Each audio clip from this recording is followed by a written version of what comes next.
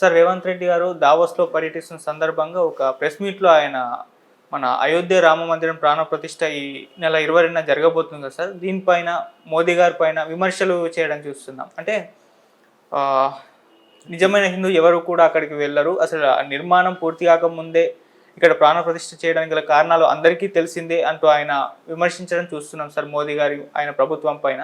So దీనిపైన మీ opinion ఏంటి ఆయన మాటల పైన? ఇది రాజకీయ కోణమేనండి. హ్మ్. హిందూ పోరు అనేది నేను దాన్ని అంగీకరించను.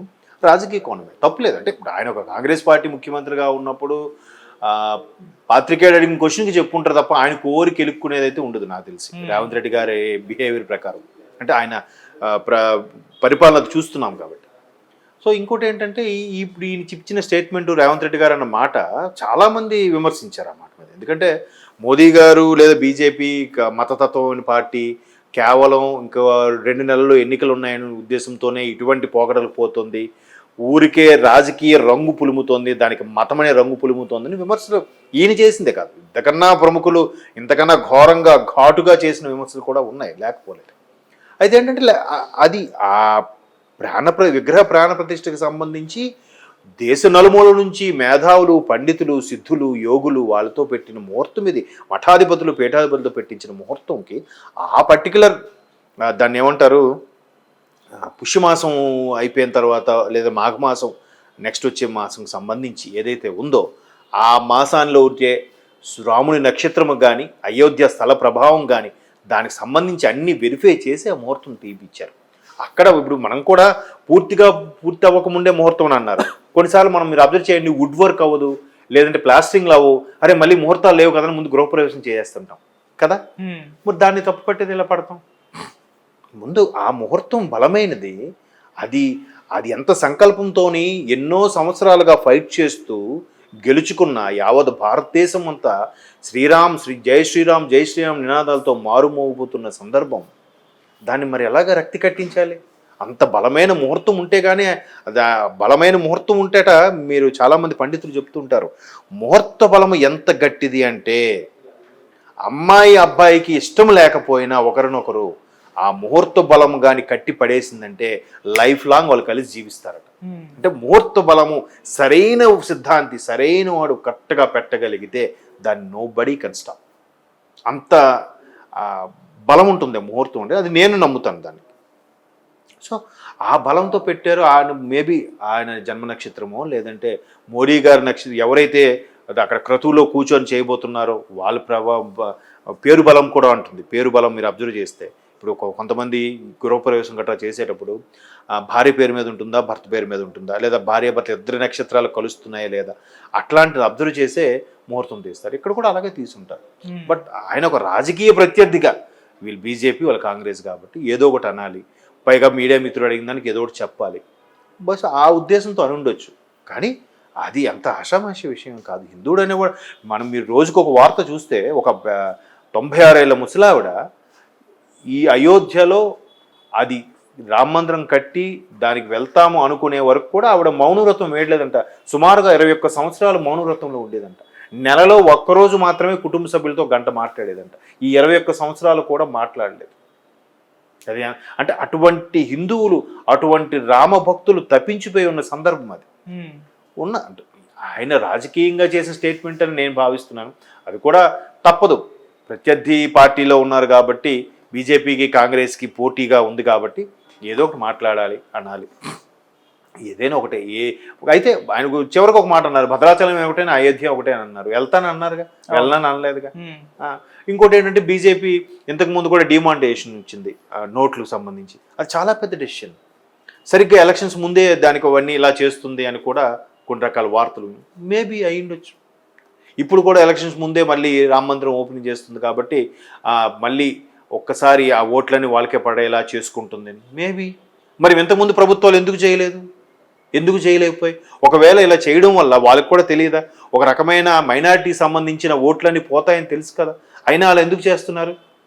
ఎంతోమంది, కొన్ని కోట్ల మంది కళని కదా చేస్తున్నారు. మీరు అలా చేయండి చూద్దాం. నాకు అసలు రేవంత్ రెడ్డి గారన్నా అభిమానమే, మోదీ గారన్నా అభిమానమే. పార్టీలు వేరే ఉండొచ్చు, కానీ ఎవరైనా అయ్యో పార్టీ నష్టపోతుందంటే మనం చాలామంది చేయరు. అమ్మో వాళ్ళు ఒక 1,00,000 ఓట్లు పోతాయంటే అవి ఎవరికీ న్యాయం చేయరు. అలాగే కదా బతికిస్తాం 75 సంవత్సరాల స్వతంత్ర భారతదేశంలో. ఇంతమందికి పర్సంటేజ్ ఆఫ్ పర్సన్స్కి లబ్ధి చేకూరినప్పుడు ఎందుకు చేయకూడదు? చేయొచ్చు కదా. అది కూడా ఒక వాదం ఉంది. చాలామంది అంటే నా అభిప్రాయం కూడా చెప్తున్నా. ఇప్పుడు లౌకిక రాజ్యం మంది అంటారు, అంటే మత ప్రమేయం లేని రాజ్యం లౌకిక రాజ్యం. మరి అలాంటప్పుడు Hindi national language, official language అని అంటున్నారు కొంతమంది. నేషనల్ లాంగ్వేజ్ కాదు, అఫీషియల్ లాంగ్వేజ్ అంటున్నారు. ప్రతి దగ్గర కూడా హిందీ, ఇంగ్లీష్తో పాటు హిందీలో కూడా పేరు ఉంటుంది. ఎందుకు ఒక్కదానికి దానికి ప్రాధాన్యత ఇచ్చారు?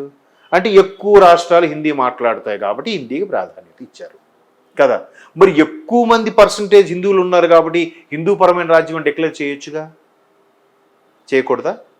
అది చేసే సత్తా ఎవరికైనా ఉందా?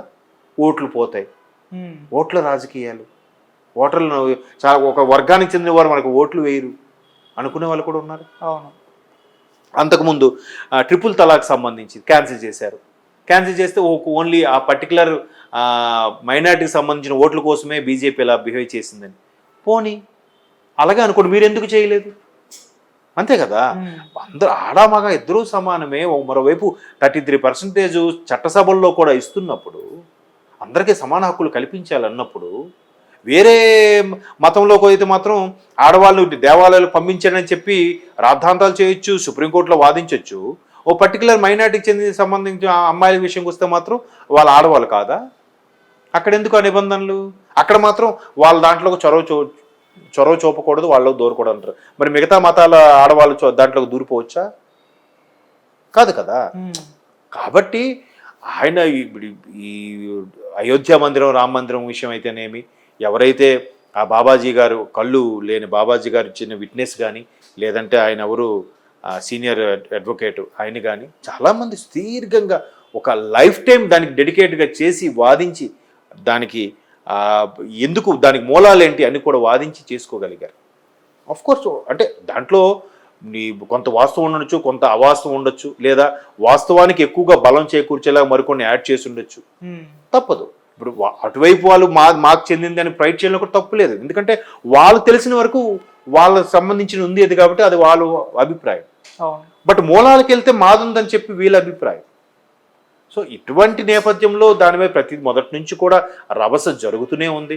ప్రతి ఒక్కరు కూడా విమర్శిస్తూనే ఉన్నారు, విమర్శించే వాళ్ళు విమర్శిస్తున్నారు, పొగిడే వాళ్ళు పొగుడుతున్నారు. డిమానిటైజేషన్ కూడా ఓట్లు రద్దు చేయడం, నోట్లని 2000 నోట్లు రద్దు చేయడం వల్ల ఎంతో బ్లాక్ మనీ కానీ, ఈ దొంగ నోట్లు కానీ చాలా వరకు పోయాయి. దానివల్ల బీజేపీకి ఎంత నష్టం వస్తుందని కూడా ఆలోచించకుండా డేరింగ్ డెసిషన్ తీసుకుందిగా కదా. ట్రిపుల్ తలాక్ కూడా ఎంతో ఇష్యూ వస్తుందని చెప్పి, బట్ దాన్ని డేరింగ్ డెసిషన్ తీసుకుని ఇప్పుడు అయోధ్య మందిరం మేబీ ఎలక్షన్స్ ముందు చేస్తున్న స్ట్రాటజీ ఏమో.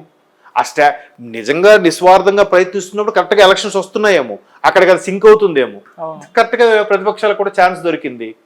సో అంటున్నారు, తప్పులేదు. బట్ ఆయన ఇన్న రేవంత్ రెడ్డి గారు కూడా చివరికి ఒక స్టేట్మెంట్ ఇచ్చారు, నాకు భద్రాచలం అయినా ఒకటే, అయోధ్య అయినా ఒకటే.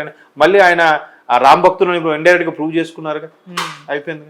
కాకపోతే రాజకీయ పరంగా ఏదో ఒకటి అనాలి, విమర్శించాలి కాబట్టి విమర్శించుండొచ్చు.